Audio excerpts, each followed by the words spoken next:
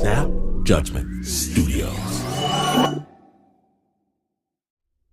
Get a behind-the-scenes look at Comedy Central's The Daily Show on Beyond the Scenes, an original podcast from The Daily Show with Trevor Noah. Every week, host Roy Wood Jr. goes deeper with notable guests and experts from the Emmy Award-winning series, and together they use comedy to tackle current topics, from gentrification to gun laws, and take a closer look at how and why these topics matter. Listen to Beyond the Scenes from The Daily Show with Trevor Noah on the iHeartRadio app, Apple Podcast, or wherever you get your podcasts. New episodes every Tuesday.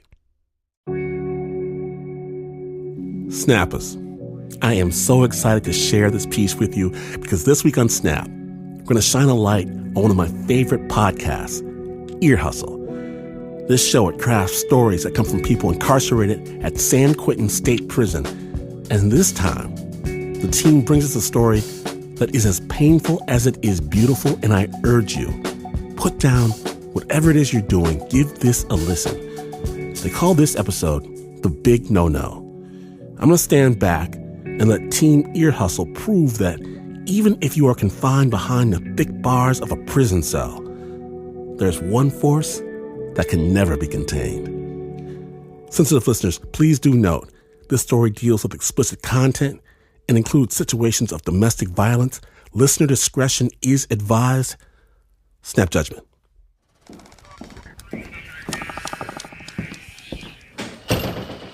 If you fall down and get hurt in the prison, it's not going to be good because then the staff has to do what they call a package, which means some paperwork. We'd have to stay late. I might go to the hospital. It's a lot of paperwork. And they don't like doing packages. If you fall down and you die, that's kind of worse because that's a bigger package. But then again, you're not going to be any more trouble to them after that, right? But the worst thing you can possibly do in prison is fall in love with the prisoner. You are now tuned in to San Quentin's Ear Hustle. I'm Earlonne Woods. I've been incarcerated for 21 years, and I'm currently housed here at San Quentin State Prison in California. I'm Nigel Poor, a visual artist, now podcaster. I've been working with the guys here at San Quentin for about 7 years. And together, we're going to take you inside.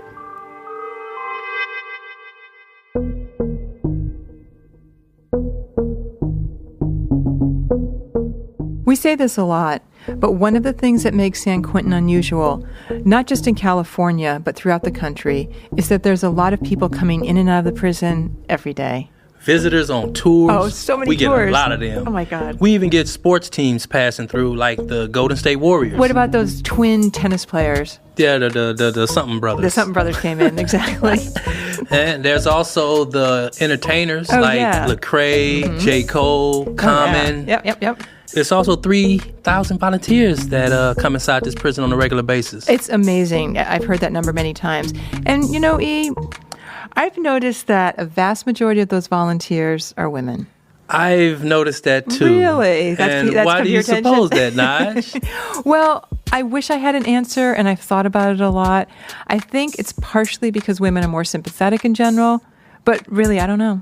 Well, whatever the case, these volunteers are a big part of the life for the men in blue. Mm-hmm. They get great teachers. Oh, yeah, counselors. Mentors. And, just a regular everyday interaction with people from the outside world. In most prisons, you just don't get that. Mm-hmm. And it's got to be an advantage that San Quentin is so close to the Bay Area, right, where really a number of the volunteers come from. But all of those volunteers in here can make prison officials a little bit nervous? Yes, there's this thing called over-familiarity. Wait, that word is so hard to say. Over-familiarity? Yes, pretty much. We'll roll with that. That's a word we hear a lot in San Quentin. Mm-hmm. Volunteers are not supposed to get too close to guys inside. We may be lovable, Nige, but it's absolutely verboten to fall in love with us. And by falling in love, I mean maternal love, sisterly love, romantic love, friendly love, any kind of relationship where you want to start telling that person about your personal life, getting advice, hearing about his personal life. That is when you cross the line into overfamiliarity. Allison West She runs a reentry program here at San Quentin, and one of the things she does as part of that is train and supervise volunteers who help guys get ready for the outside world. Yes, Allison. She's a very important person here, and she has strong feelings about volunteers getting overfamiliar with guys in blue. That is when the institution thinks that you're going to start smuggling in things that you shouldn't be bringing in, such as letters, drugs, pornography, the list goes on and on. So, overfamiliarity, a big no-no. But it still happens. Yes, it does.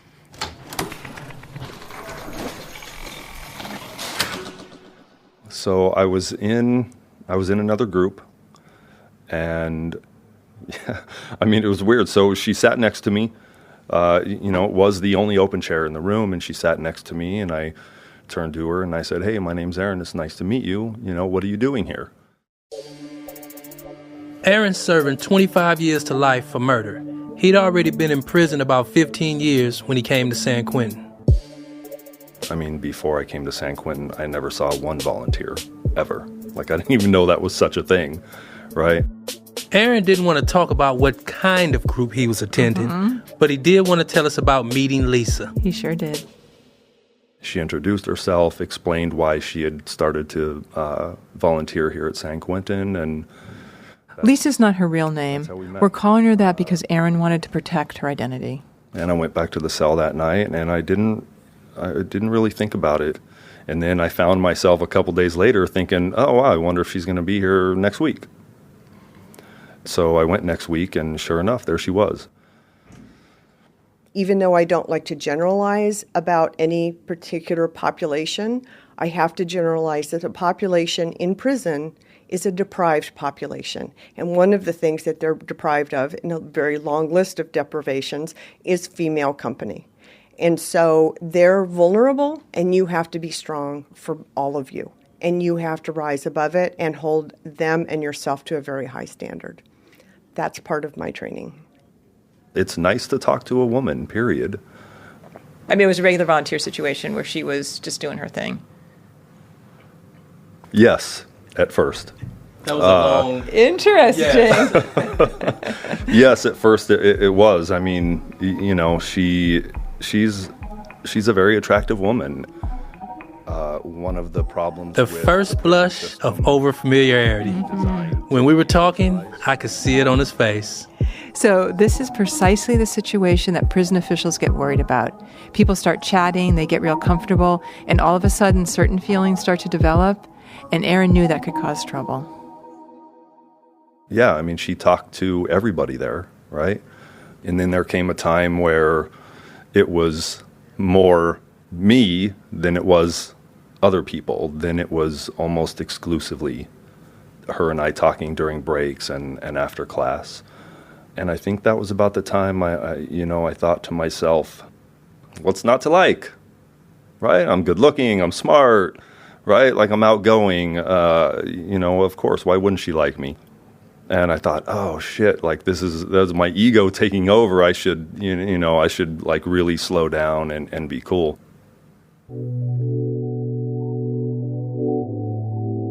I've gotten into so many things in my life for the wrong reason, right? And I didn't want to get into another thing for the wrong reason. And because I've been doing so much work on myself at that time, I realized, well, maybe I'm not. Maybe I'm not ready, and let's just go ahead and slow down and step back for a minute. And that was the time I decided to leave the group. Lisa noticed. A few weeks later, a guy came over to Aaron and said, "Hey, I have a message for you. Where have you been?" And I was like, okay, thanks for the message. Well, who was the message from? The message was from her. In my head, I was like, fuck yeah. And then at the same time, I'm like, okay, hold on. Those are all the feelings anybody has when they're falling in love with somebody or they're interested, right? It's this elation. And right. they're like, yes. So, kind of feeling. so which I was sort of questioning, right? Mm-hmm. Because at that time, I'd been in prison for a while, right? A decade and a half at that time. And, this is my first level 2. So all the level 4s and the level 3, I'd done time in ADSEG and SHU time. And And like I was really unsure if that was the proper response. So by leaving the group, Aaron basically cut off all communications with Lisa. So I just want to clarify. So for 2 or 3 months, you didn't have any contact with her? Yes. You just were percolating, like, what should I do? Wow. Playing hard to get. Yeah. Were you playing hard to get? No, I certainly wasn't playing hard to get. Certainly that wasn't the case. I mean, I would have loved to just been like, yes, I'm never leaving this group ever again. But, Then Aaron got a second message from Lisa. And I decided to go back the following week. She was like talking, she was talking to people over there when I came in. And I remember I was biting like the inside of my lip, not really hard to like bleed, but just biting it enough to keep myself from smiling, right? Because I remember being so happy to see her. Like I was really looking forward to it, right? And I was biting my lip because I didn't want to walk in with this really stupid, shitty smile on my face. So we started talking, and, then the group starts, and then we're talking more on the break, and it just, it's so weird. That was like the first time in my life that I had like just regular, real, like natural conversation with someone. Aaron was back in the group, but his delight at being near Lisa again was mixed. That was the first time in my life term that I thought, fuck, like feeling really shitty about not being able to walk out the gate. Like I never wanted to be out of prison more than I did at that moment.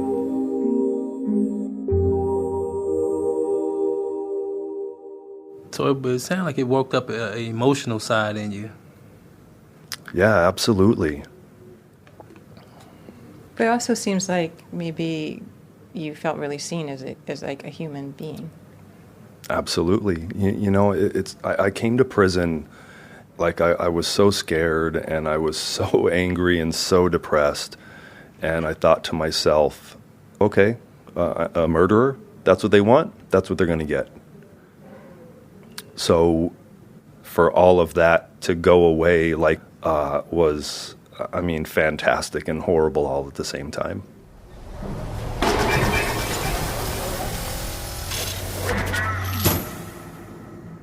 The other thing that you have to think about when you're volunteering, and if somebody asks you to break a rule, tell me about your sex life or where you work or whether you're married, etc., is that once you cross that line, if you're caught, the worst thing that could happen to you would be a criminal prosecution, which rarely happens. They'll probably just ban you from the prison for life, and you'll get on with your life. You can go volunteer for the SPCA or for, the regional parks. You can do whatever you want. Your life is not severely affected.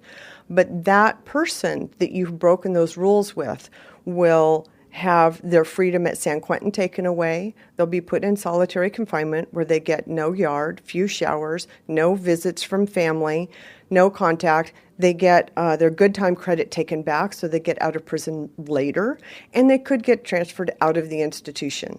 So you may think it's fun or exciting to break those rules, but you're putting that person at grave risk.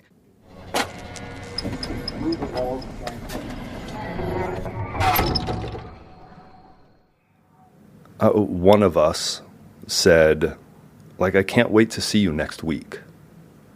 And that was like the last sort of word before she had to walk out the gate and I had to walk the opposite direction.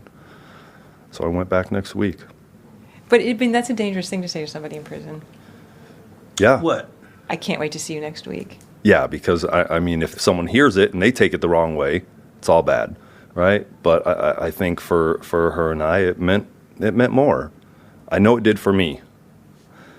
And we were still going to the same group every week and talking more and talking more and talking more. You couldn't keep going on like that. No, definitely not. And I told her, I said, look, I'm going to stop coming to this class. And she did not like that at all. And I explained, I said, look, other people are noticing that you and I are spending much more time together. I don't know if outside volunteers are noticing, but everybody that's wearing blue is seeing what's happening. And she's like, yeah, I've noticed it too, but so what? And I explained to her, I said, so what is I get in trouble and you don't ever come back in, and that's not bad for you, but it's really, really bad for me. So she wasn't happy about it. I wasn't happy about it. And she said, well, what else can we do?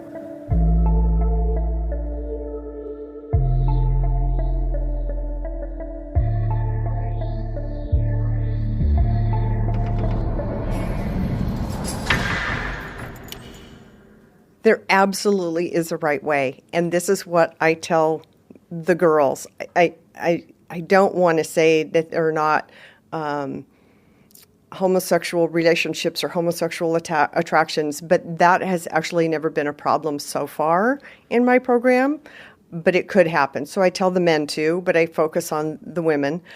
And I say, if you fall in love, whatever kind of love that is, platonic, romantic, whatever, but most commonly romantic love.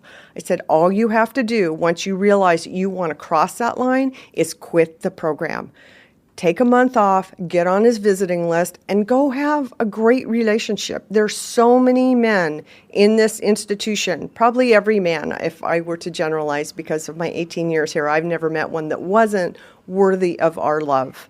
And so if you fall in love, you go fall in love. I will dance at your wedding. I will give you away. If you quit the program and protect the program and protect yourself and protect him, you go live happily ever after, and I will give you every blessing. So that's the right way. Because people are people, and you put people together, there are going to be some attractions that happen sometimes. And if you want to act on it, then you just have to do it appropriately. Aaron and Lisa decided to do it appropriately. They said their goodbyes without knowing when or how they would see each other again. I didn't sleep that entire night. And I didn't even know her last name. She knew my last name. I know it sounds weird, but volunteers and men inside aren't allowed to exchange personal information. So it's not surprising that he never learned her last name.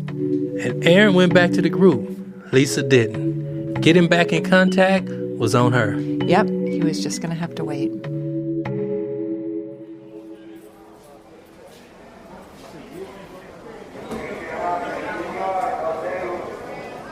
I was sitting in the cell, and the guard comes by with some mail, and I don't know if I was expecting mail from anybody at that point. I grabbed it not thinking anything. And I looked at the name and I was like, who the fuck is this? Right? And I don't recognize even the first name. So I open it up, right? And there's this really nice handwriting and immediately I knew that it was a woman's writing.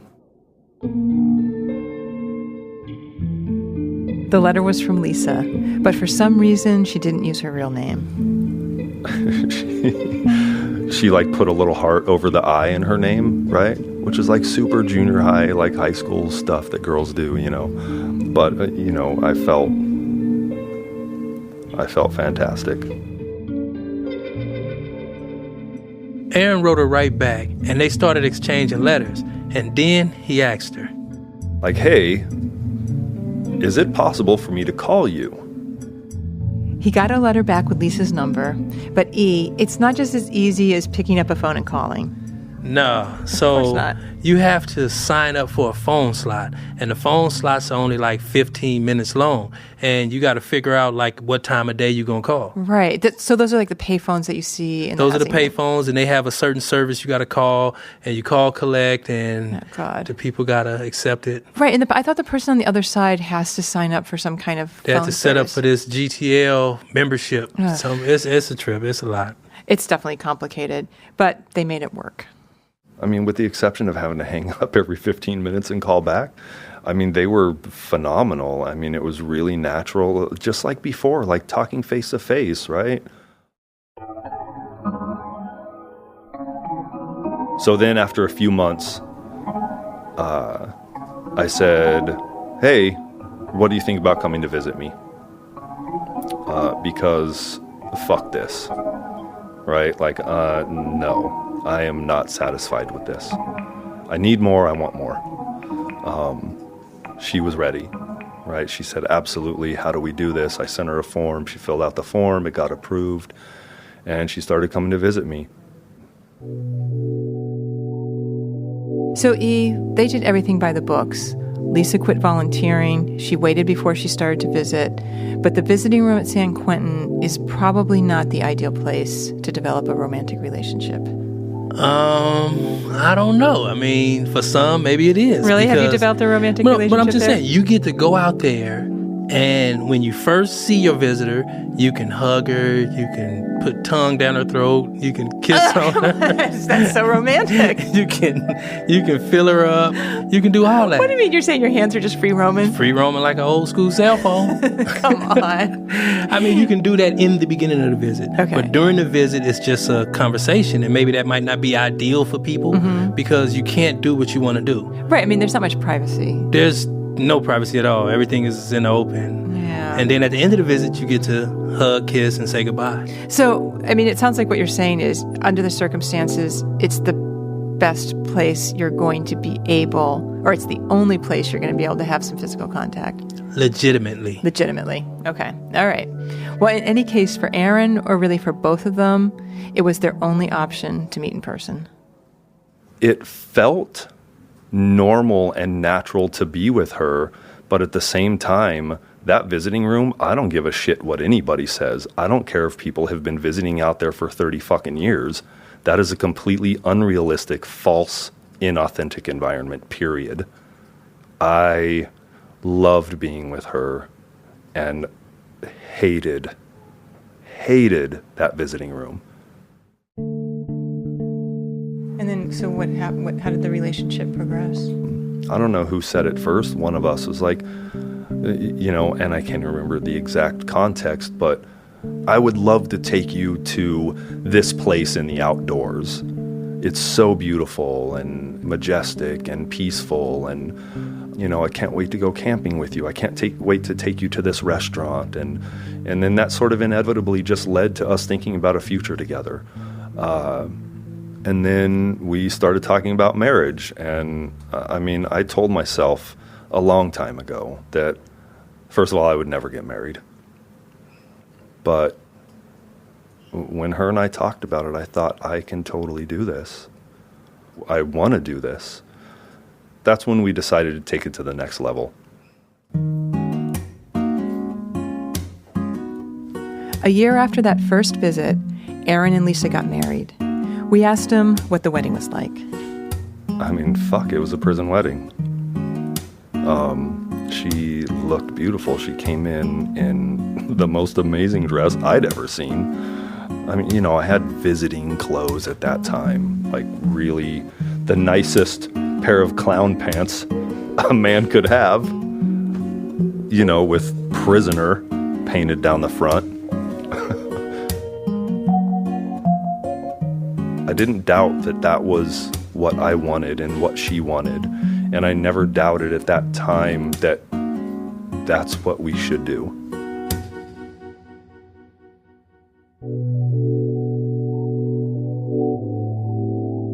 We've talked about this before in Ear Hustle. Some guys, if they're married and they stay disciplinary free, they get to have family visits. And there's a cottage on site where they can be alone with their family for 48 hours. But guys like Aaron with life sentences at that time weren't allowed family visits. So basically, letters, phone calls, and the visiting room was all they had. And we argued, and we made up, and things were great, and we argued and we made up. But there was still some part of me, while still loving her more than anything, that was holding back. I kept telling myself there's only so much I can give from here. And still understanding that, kept going. You know, I used to tell her, guess what happens when you break down on the freeway? Who you don't call? Me. Right? You hear a weird creaking noise downstairs in the middle of the night. Guess who doesn't get the bat to go downstairs to confront the stranger? Me. Right? Like, I can't be there for you. If she's feeling vulnerable emotionally, I think as human beings, it's a natural tendency to like pull somebody into your arms, right? And embrace them. And like touch them in a non-sexual way, but a way to tell them like things are going to be okay. You can't do that out there. And that, from either side, that was definitely the most difficult part, I think, for both of us.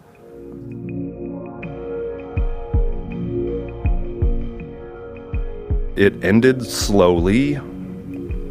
I mean, on some level, I saw it coming. Even when she didn't. I tried to stop it because I really didn't want it to end. This is a shitty life for anybody.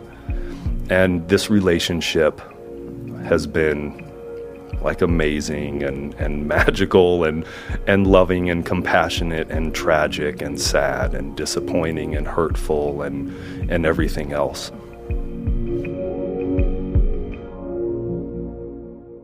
So how did it end?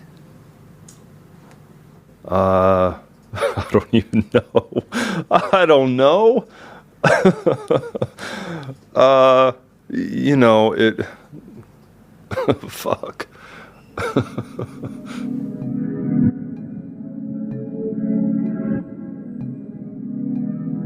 I mean, I'm no longer wearing a ring. Our divorce has been final for almost 2 years. I go to my Board of Parole hearing in 2 months, 60 days from today. And I don't know what the future holds for that relationship. You know, we still talk on a regular basis, and it's amicable? With a question mark? I mean, I'm just shooting in the dark. You know. Is anything on your chain? What do you mean? Is any emblems on your chain? Any medallions?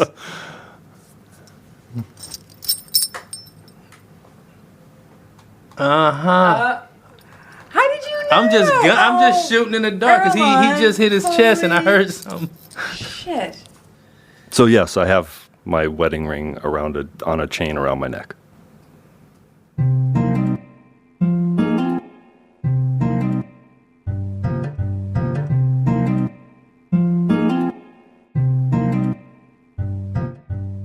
Earlonne, it takes us a while to put a story together for the podcast. Right. Sometimes a couple months.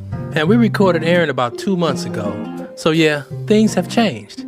Aaron went to the board and was found suitable for parole, which means he's probably going to get out within 150 days. But there's more to it. Just as we were finishing this story, we learned something about Aaron. And we decided we couldn't run this story unless we talked to him again. We'll be back with that conversation after the break.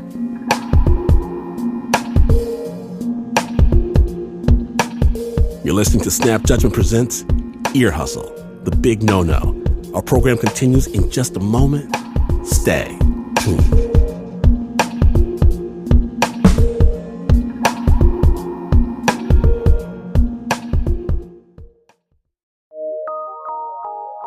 From PRX.